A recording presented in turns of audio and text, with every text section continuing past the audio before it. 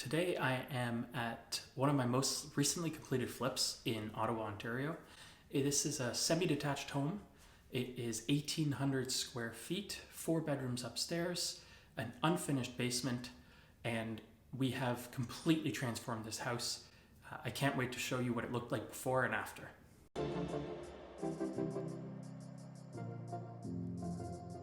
So when we bought this house, the seller had lived here a really long time, probably 30 years. And after a separation in their marriage, the seller wasn't able to keep up the house. And it's not that the house was, not clean or a hoarder house or anything like that. It had just started deteriorating over time, as properties do need regular maintenance to upkeep them. This one didn't have as much regular upgrades and maintenance. So, the bathtub, the whole bathroom was dated but functional. It was avocado green bathtub, avocado green toilet, avocado green sink. It really, it's almost coming back now, those colors. So that's what it looked like there. But there was also some other issues. For example, the bay window in the living room had a pane of glass had broken and water had got in behind it. So there was plywood blocking the glass, but there was also mold in the corner, wood rot, deteriorating wood. And another issue that there was that the roof had been redone 10 years ago. In 2013, the roof was redone. The roofer did a flat roof on this house. It has a flat roof.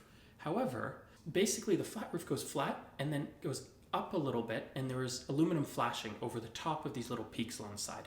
And then there's scuppers where the water can run to allow it to drain. Basically drains on the roof to allow it to drain out.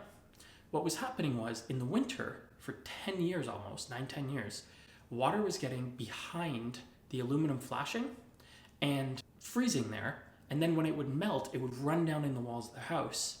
And over a decade, there was substantial wood rot in a few areas of the house. So there's a lot of rotting wood that we had to deal with, replace, restructure, repair, make sure we're selling a solid house. You never want the liability or even on your conscience to be selling a house that you know has issues. So, we fixed it properly, and then we started closing it back in. Because there were so many issues with this house, it led to more of a scope creep than I normally allow. Scope creep for me is when you have a certain scope of work planned for your project, for your renovation, and as you go, you decide, I initially planned on doing laminate counters, but I'm going to do quartz instead. I initially planned on doing an acrylic shower surround, but I'm going to tile it now. So you keep adding on. And it could also be, I wasn't going to renovate that bathroom at all. Now I'm going to redo the bathroom. So in this house, what we found was, because the wood rot was more extensive than we had initially anticipated, we had to replace more of what was there. And what it led to was trying to make the house relatively match. Okay, if we're spending all of the money, because we're replacing a bunch of plywood under the floors, if we're spending all the money replacing all the flooring through it anyways, why don't we go a little further? We should upgrade other parts of the house. We should have new baseboard.